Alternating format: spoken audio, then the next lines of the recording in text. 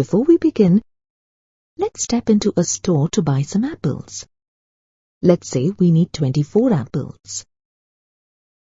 When we collect them, we get them in 2 boxes, with 1 dozen or 12 apples in each box. Here, dozen is a unit of measurement that helps us simplify and state a large quantity, like 12. When scientists were working with elements and compounds, they felt the need to have a unit of measurement to count entities at the microscopic level. Thus, the SI base unit, mole, was introduced. Mole is the amount of substance which contains as many elementary entities as there are in 12 grams of carbon. Elementary entities may be atoms, molecules, ions, electrons, or protons. Note that 1 mole of a substance always contains the same number of entities, irrespective of the identity and kind of the substance. The term mole is used to count particles such as atoms, molecules, ions, electrons, and protons. Hence, we must indicate the nature of the particle under observation. For example, saying 1 mole of hydrogen would be incorrect. We need to specify the entity we are referring to. That is, hydrogen atoms or hydrogen molecules. Thus, the correct term would be 1 mole of hydrogen atoms or 1 mole of hydrogen molecules. But what is the value of a mole? Let's find out.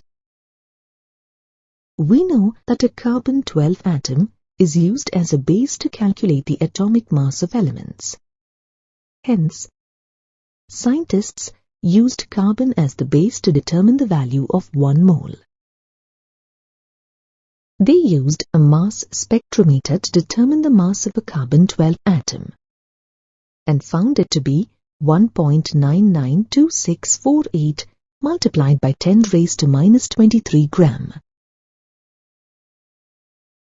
They then divided 12 gram moles of carbon-12 by the mass of carbon-12 and obtained 6.0221367 multiplied by 10 raised to 23, which is the number of atoms in 1 mole or 12 gram of carbon. This is the value of 1 mole and is known as Avogadro's number or Avogadro's constant, in the honor of Amedeo Avogadro, and is usually represented as Na. Avogadro's number or Avogadro's constant is defined as the number of elementary entities, atoms or molecules or ions in 1 mole of a substance. Thus, we can say that 1 mole of water molecules contains 6.022 multiplied by 10 raised to 23 water molecules. Having found the number of moles in a substance, we can determine the mass of a mole, also known as molar mass. Molar mass is the mass of 1 mole of substance expressed in grams. The molar mass is numerically equivalent to the atomic or molecular or formular mass in U.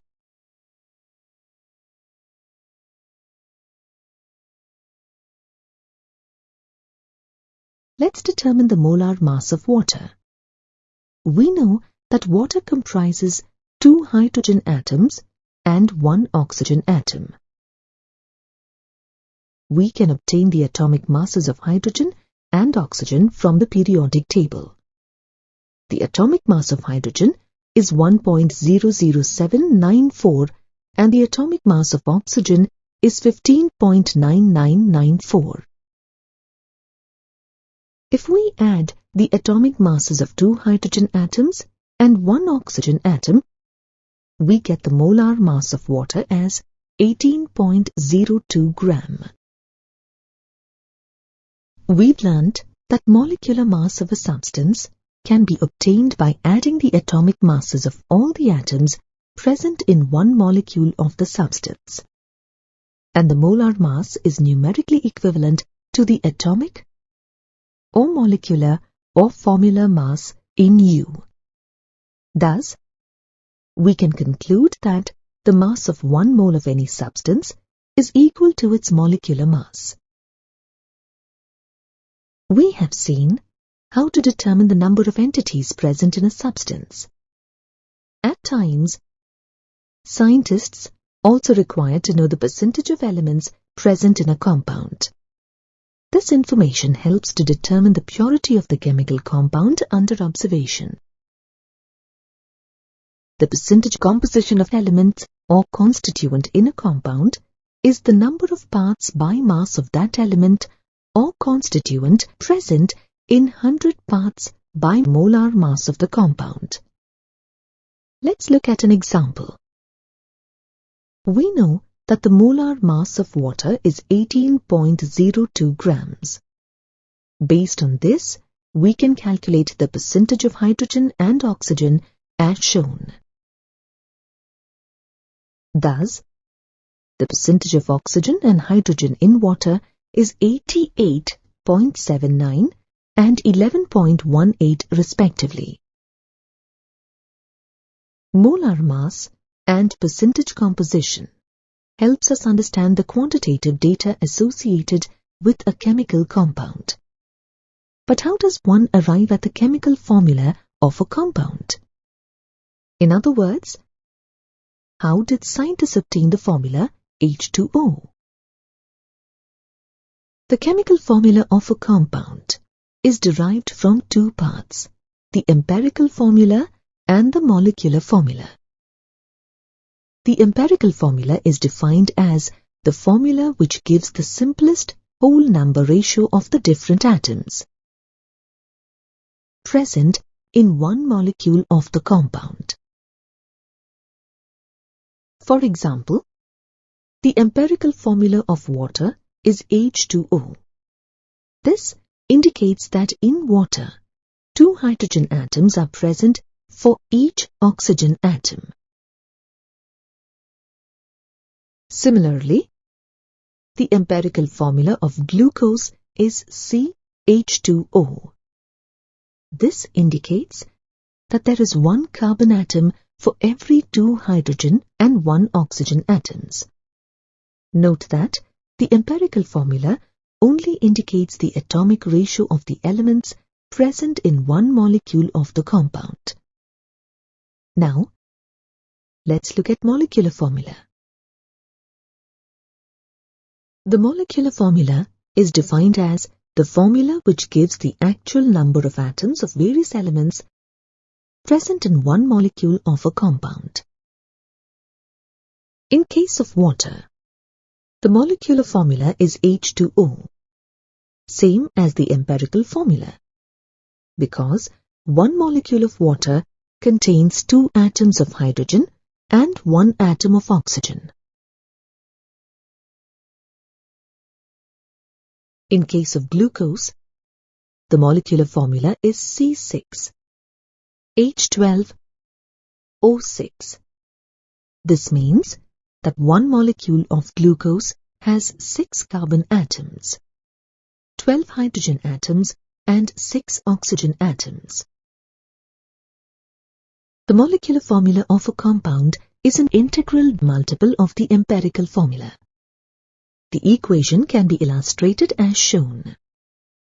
The value of N can be obtained by dividing the molecular mass with the empirical formula mass. The empirical formula mass is the sum of the atomic masses of the atoms present in the element. Let's say we have a compound CH2. The empirical formula of the compound will be the sum of the atomic masses of 1 carbon atom and 2 hydrogen atoms, which is 14 gram mole.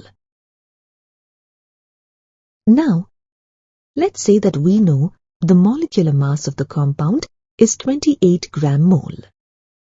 Thus, 28 divided by 14 gives us 2.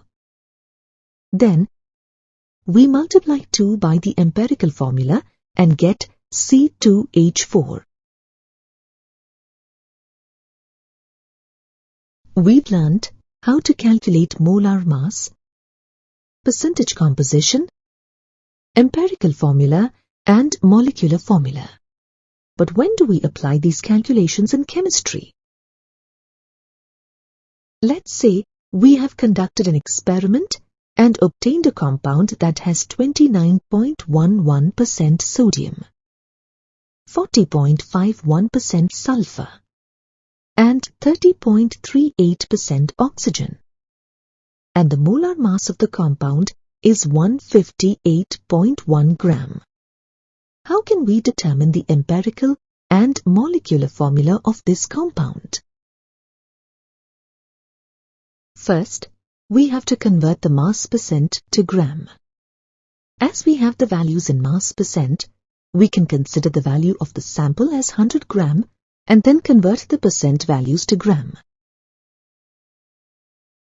Next, we have to determine the number of moles in each element. Divide the mass of element in gram with the atomic mass of the element. The atomic masses of various elements can be identified from the periodic table.